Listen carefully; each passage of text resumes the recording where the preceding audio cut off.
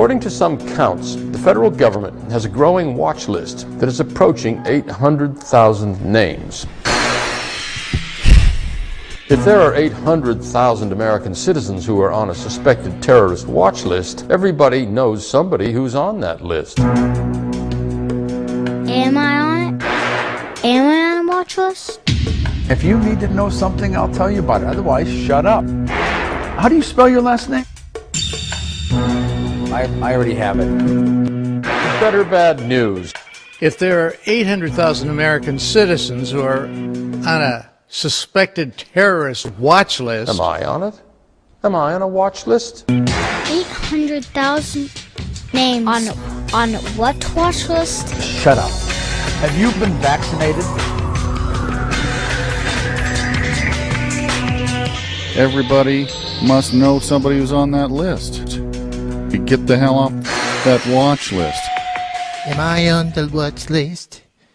Who do I have to speak to get off of the watch list? Asking about the watch list is a sure way to get your name put on it.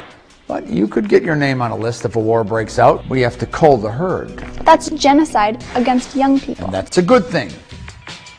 War is how the more advanced cultures control runaway population growth. I would like the panel to consider the Constitution. Is that going to be a crime to demand our rights? You don't have a clue. The world is being readied for a 21st century religious war. Christ was crucified by Arab hijackers carrying box cutters. And if you don't know that, you've been brainwashed by priests who suck the devil's dick in the church's confessionals. Nonviolent resistance worked for the civil rights movement, and it worked in India. We have the truth. All you have is a sick and twisted death wish. And that is God's plan. I certainly never thought it would come to this. So all this talk about the Reverend John Hagee and Reverend Wright and the Pope coming to Washington is all about getting religious people to get their panties curled up so they are easily manipulated into believing they are threatened when in fact they are not. By the way, did you know that the Pope's foot is a perfect size 666? That's what the Bible says. Because they're sick and they're twisted. Sometimes it can be difficult to reason with alcoholics and fundamentalist religious people. They are overdue for an intervention.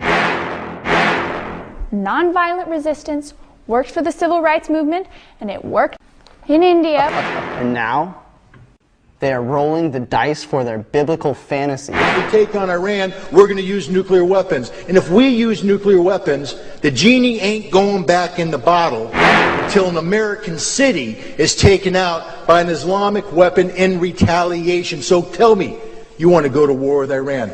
Pick your city. Pick your city. Tell me which one you want gone. Seattle? LA? Boston? New York? Miami? Pick one, because at least one's going. And that's something we should all think about before we march down this path of insanity. Better bad news. Have true more or less 100% of the time. It's a really lousy world we're leaving for our children and grandchildren. What can be done about that?